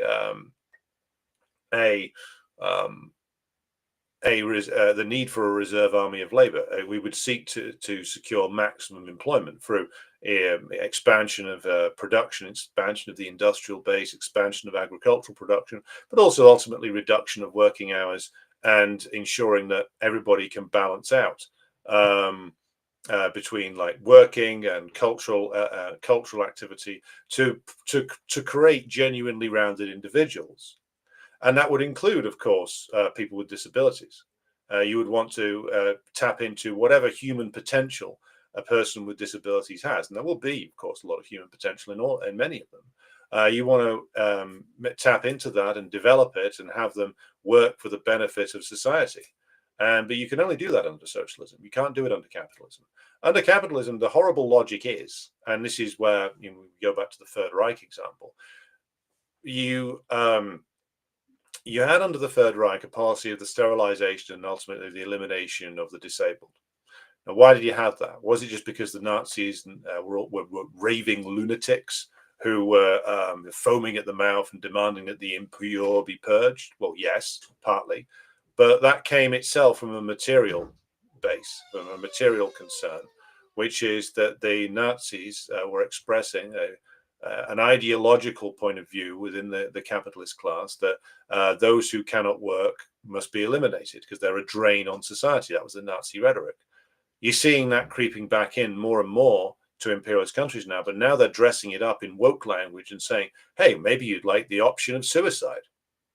It's the same impulse behind it. It's just expressed different on the ideological level. It's dressed up in woke language and empowerment language, but fundamentally it's the same impulse behind it, which is that the capitalists think that those who cannot produce money for them via the exploitation of their labor are a drain on resources and should be eliminated.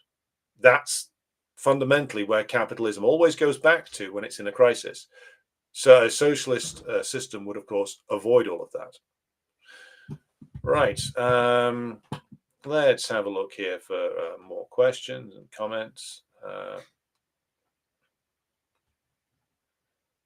I hope that addresses Yepex's question. Keith Hayes says Iran's supreme leader is more accountable to his government than Trump is. Well, that's true. There's very few systems in the world less democratic than the West, which is ultra bureaucratic.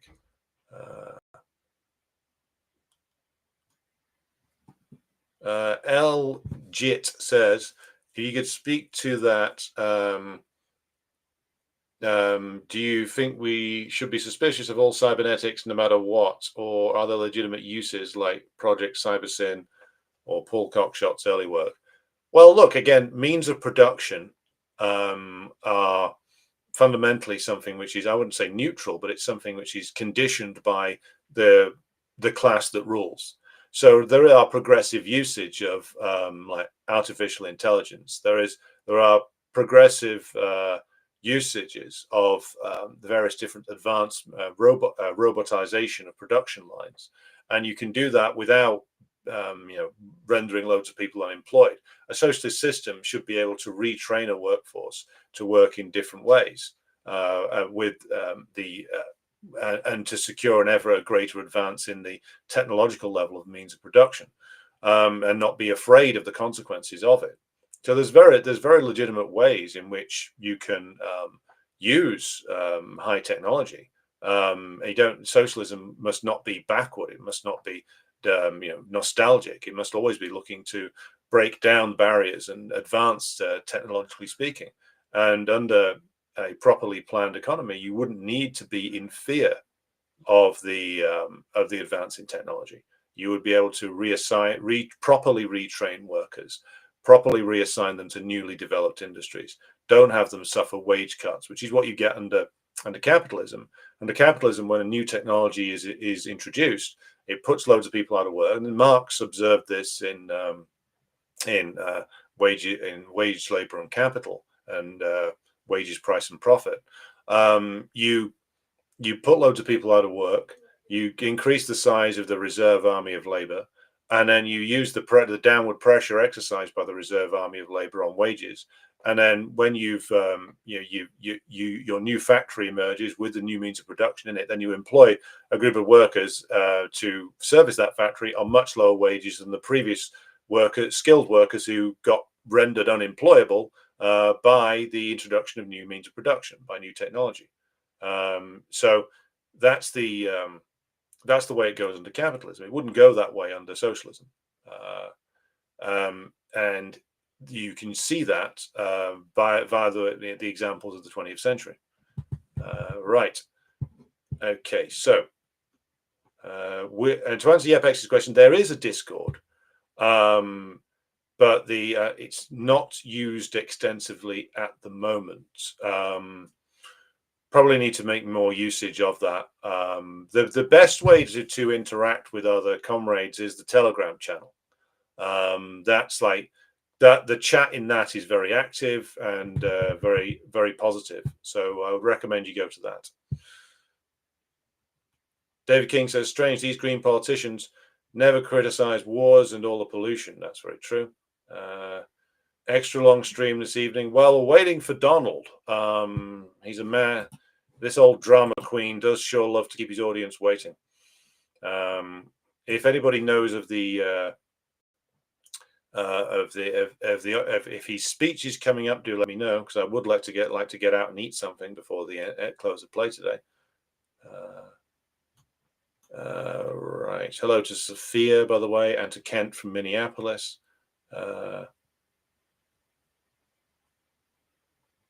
Right.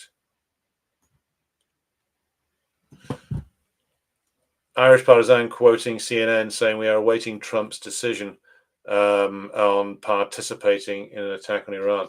There is a theory kicking around that Trump made all kinds of promises to Israel about immediately joining in, and then didn't, and then reneged on them, which wouldn't surprise me. I mean, remember what Lindsey Graham said: "Pray for Israel." Doesn't sound like to me that the US is going to take too many risks with this one. Right.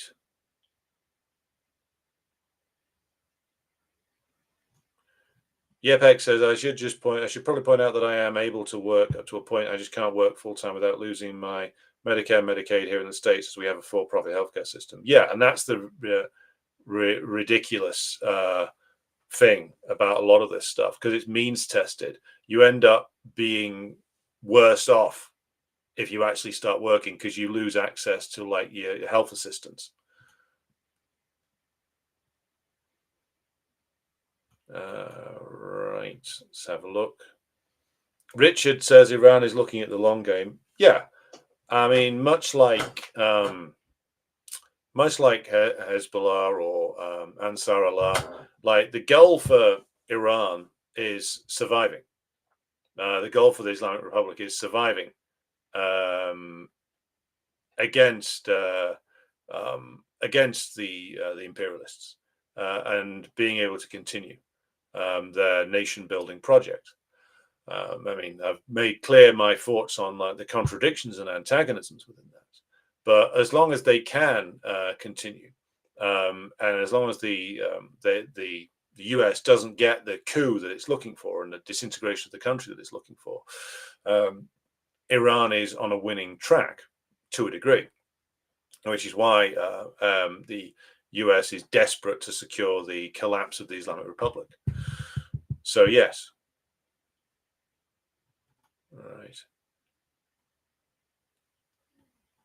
Right, let's just see. Richard says Israeli refugees washing up on the shores of Cyprus and Greece. Well, they've been going there for quite some time. I remember a Cypriot comrade said to me that like the bourgeois Israelis have been buying up property in both southern and northern Cyprus for many years now, because the smarter of them understand that Israel's on borrowed time. And so a good number of them are looking to continue their project elsewhere. What better place than a sort of a weak and divided country like Cyprus? So you'll suddenly find that if the US pulls the plug and like the Israeli bourgeois decide to quit and run away, they'll all go to Cyprus and try and set up shop there, leading to yet more contradictions. Suddenly the holy land of ancient Israel will become a lot less holy, you know. Right. Just going through some more comments here. Mertz stated today, says Almir, that Israel is doing the dirty work for us. Yes, following on from Konrad Adenauer, who said in a meeting with David Ben-Gurion in 1960 that Israel was a beachhead of the West, I think was the term used, in hostile territory. Again and again, you reach the conclusion that the reason why they back Israel no matter what is because they understand the value that Israel actually has for them, which is as a you can say it's an unsinkable aircraft carrier. You could say it was essentially a garrison state in West Asia, which is used for precisely in the way that it is being used now. That's the thing. And the bourgeois, the leaders of the imperialists, bourgeois politicians, all recognize that. Some of them, like Adenauer, is more clever and he did understand it, the relationship. Others of them, like Starmer, are just dumb and just accept whatever the fuck it is the political establishment tells them, which is, we back Israel. Okay, boss. Trump has a mob background. He does indeed. So does everybody in New York real estate, and from that particular period of time, I think. Okay, so a guy with George Costanza's face says, do you think Iran can only survive if they get the bomb? I think it would help. It would help because it would give the level of deterrence that that is required to put off the United States. But we will. I don't think it's absolutely necessary. I think that they have plenty of deterrence already. Also, the reason for the survival of the DPRK isn't just because they got a nuclear weapon, though that is a crucial part of it. It's also because the DPRK has certain advantages as to where it's located, right on the border of Russia and China. And Russia and China, even in the badder days of the 90s and the 2000s, couldn't afford to just simply let the DPRK fall to the aggression of the West, of the US. It's not by accident that the first place Putin went on an overseas visit, all the way back in the year 2000, was the DPRK. Again, these things aren't chosen; these areas aren't chosen by accident. That was a statement being made by the Putin project, shall we say, about where the strategic priorities of the Russian Federation were going to be. And even in the days when the Russians said that they were abiding by the sanctions on the DPRK, I'm pretty convinced that they weren't, and that they were smuggling all kinds of stuff into the DPRK, because it's in their interest to keep the DPRK in play, as it is in the Chinese interest to do so. And after all, that there's been a falling out between the two of them from time to time. Caustic Grip says, Albanian president condemned Iran's nuclear program, speaking of no longer sovereign countries who are wholly dependent on the US. Well, who gives a shit what he has to say? Like, the guy's a puppet. His words mean absolutely nothing. So it's very sad, the fate of Albania, to go from one of the most independent nations in the world in the early 1980s to being a completely subservient semi-colony of the Western powers by now. Very sad fate. But I mean, why should anyone give a shit what the president of Albania has to say? He's just a regional manager for the United States, basically.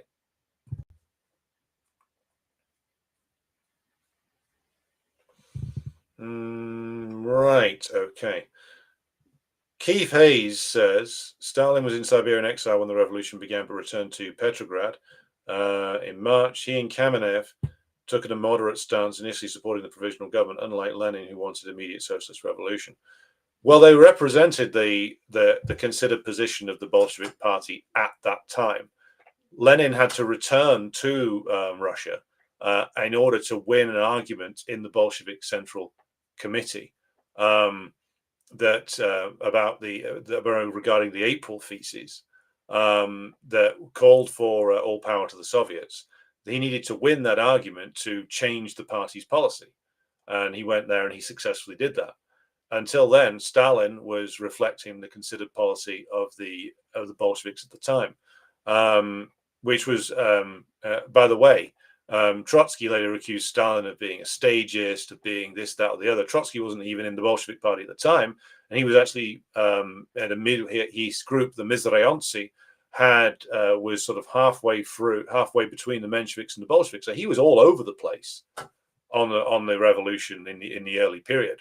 So for the Trotskyites to make that criticism ignores their own man's mess of a position, and the fact that the Bolsheviks in Russia were reflecting the party position at the time. And it was only when Lenin returned that he was able to win the argument in the Central Committee. Right. Okay. So there's any sign of Donald? Is he going to be coming up at any time now?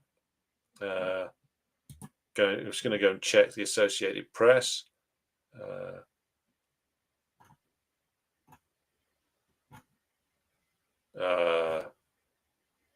Not a lot, it would seem. Trump says the US knows where Iran's Khamenei is hiding and urges on Iran's unconditional surrender. Knowing what I do about Khamenei, I would say that he's an old man by this stage. He's certainly risked death before. He will know very well that the US will seek to kill him, and he will have successors in place who will be dotted around various different secure locations in Iran, and a successor will have probably already been chosen. So this is the stupidity of the imperialists, thinking that endless decapitation strikes are going to win them the day. They're not. Abtin says the circulating information about a phone call between Trump and Netanyahu following the U.S. National Security Council meeting is fake. Also false is the claim that Trump plans to make an emergency statement following the council's meeting. CNN has not published any such reports. Well, there we go. Okay, so Sid says apparently reports are that Netanyahu has said that the US will join in the strike operations tonight. Well, we'll see. Netanyahu says a lot of things, many of which aren't true. So we'll have to wait and see how that goes down. Okay, so I'm going to draw things to a close for this evening. Thanks to everybody who's tuned in. That's 603 of you in total. Be sure to subscribe to all the relevant channels. Thanks to everybody who supports the show on Patreon and Buy Me a Coffee. We will be back with you again tomorrow with the latest Decline and Fall show. So be sure to come back to that. I will now throw you back over to a musical interlude and say good night, and I will see you all tomorrow.